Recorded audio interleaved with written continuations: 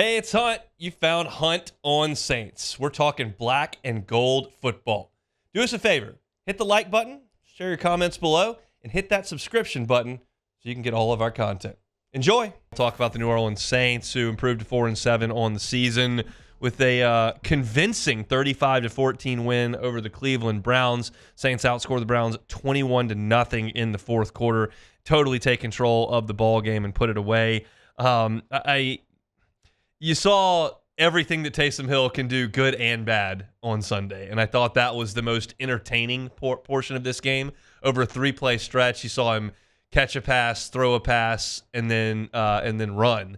And he was everywhere in this game. He ran the ball 7 times for 138 yards, 3 touchdowns, including the long 75-yarder. He actually was most effective in the pass receiving game. He had 8 catches for 50 yards and then dropped back and threw it twice, 1 for a catch and then 1 for a really foolish interception. And that's part of the other thing that Taysom Hill does. He's just not a great deep ball thrower. I think most of the deception there is stuff that's around the line of scrimmage and more high percentage, but he floated one down there and got it picked off. He also fumbled, and on that fumble, he made a tackle. So Taysom Hill had a tackle, he had a pass attempt, he had a rushing attempt, he had a reception, he ran a kickoff back. Like, he did just about everything you can do on a football field, and that's just not something anybody else in the league really has at their disposal. But the Saints do with Taysom Hill, and they decided to use him a ton. Again, that was the most entertaining portion of the game, I think, Sunday. I thought the most important piece to the game was twofold for the future of the Saints. I thought that it was the Saints' ability to run the ball was awesome. I mentioned Taysom had 138 yards on 7 carries, but Kamara also had 16 carries, 67 yards, 4 yards a pop, just leaning on it, staying with it. And in the end, the Saints have 214 yards on the ground. And even if you take away Taysom's long 75-yarder, which of course you don't, that was a play that salted the game away, they were still effective running it throughout the game without that. So I thought that was great, and it makes things easier for Derek Carr. And the more often Derek Carr has a stat line that looks like this, the more often this Saints offense is going to play well.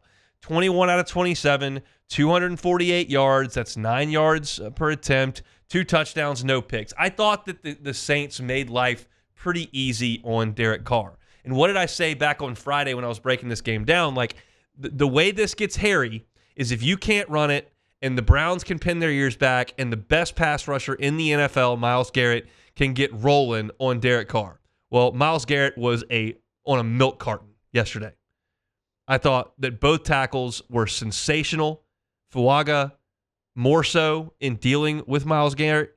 He did nothing in this game. It was his least productive game per Next Gen Stats the entire season. That's 10 games the Browns have played. In no game was Myles Garrett more neutralized than this game. And I thought that was brilliantly executed by the Saints offensive line, by Clint Kubiak, and I thought that they did a wonderful job in bottling him up and then being uber productive. So 35 points is a great effort by the New Orleans Saints, especially considering you don't have any wide receivers that you kind of figured you would have. So Marquez Valdes-Scantling comes in, and he has the big 71-yarder, scores a touchdown. But outside of that, you didn't even use the wide receivers. You had Foster Moreau with 3 catches, Juwan Johnson with 3 catches, Alvin Kamara with 4 catches, and Taysom Hill with 8 catches. And then Kevin Austin and Dante Pettis each had 1 catch. But, you don't have good wide receivers, so they just didn't use their wide receivers. Said, okay, we're going to run the ball. We're going to get the ball to the tight ends.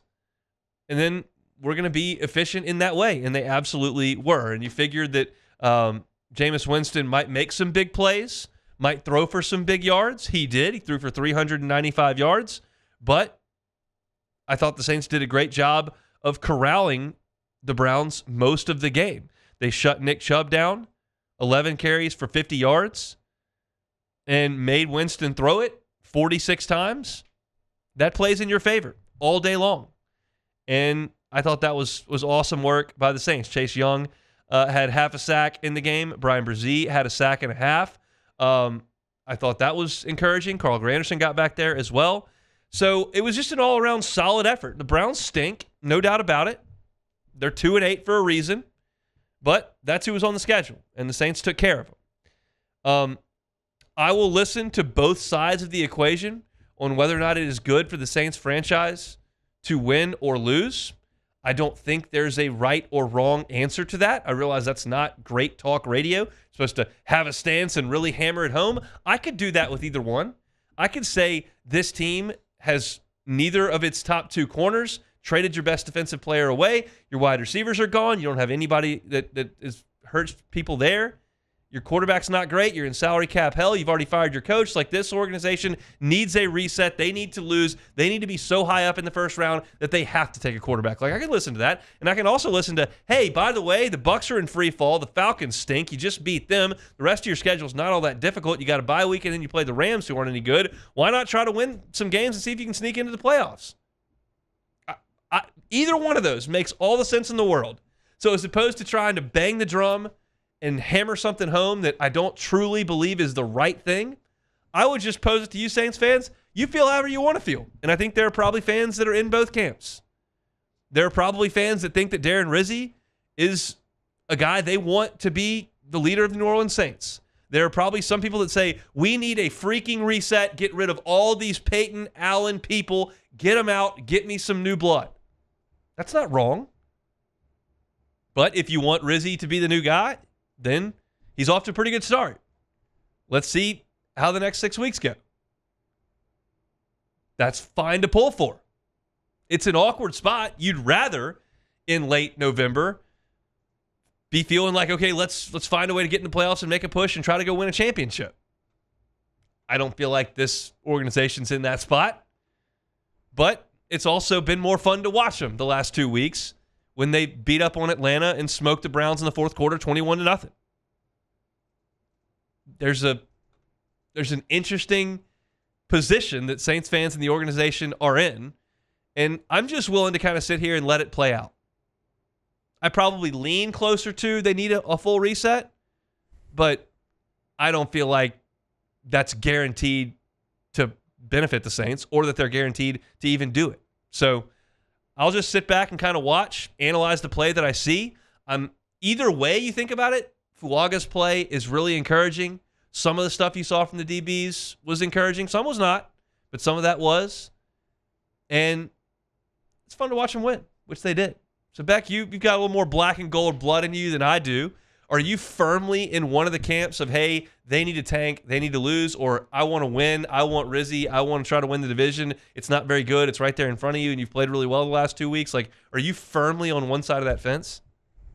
No, I feel like I want to be on the side of just lose every game and get a top 4 or 5 pick, but man, it does feel good to watch the Saints win. Yeah. You know, it does. 35-14 in an NFL game is pretty salty. That's pretty good, even against the Browns team that isn't great. And again, like last week with the Falcons, the Browns actually ran the ball like not bad. Like Nick Chubb had 11 carries for 50 yards, 4.5 yards a carry. He only had 11 carries. So I'm kind of confused by the Browns throwing it 46 times. I know they got down the second half, but either way, the Saints win, and now they're 4-7, and if you just look at the standings in terms of the draft order, they are now sitting at the 10th pick, and they are in a log jam with a bunch of other teams.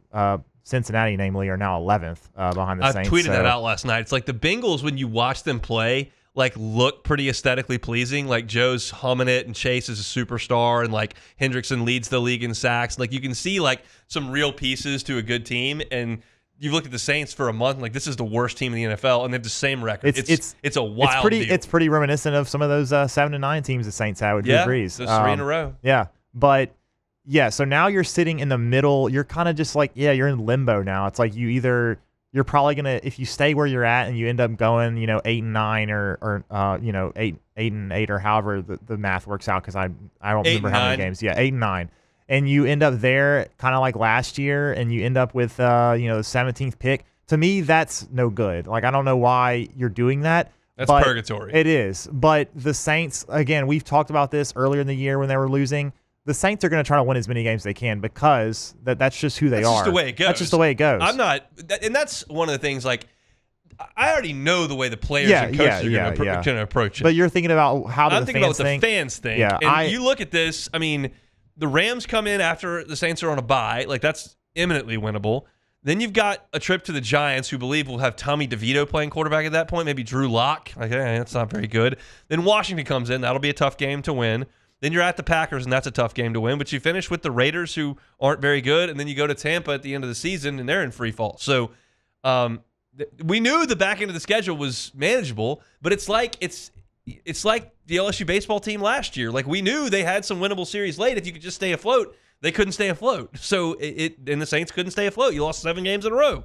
So it's an odd place to be in, but unquestionably, watching them over the last 8 quarters has been more enjoyable. There's Definitely. no doubt about that. And Coach Rizzi doing a nice job of pumping a little more life into the New Orleans Saints. Hey, it's on. Thanks for watching Hunt on Saints. Before you leave, help us out a little bit. Hit that like button, leave your comments in the section below, and hit that subscribe button so you get all our content right here from Hunt on Saints. We'll see you next time.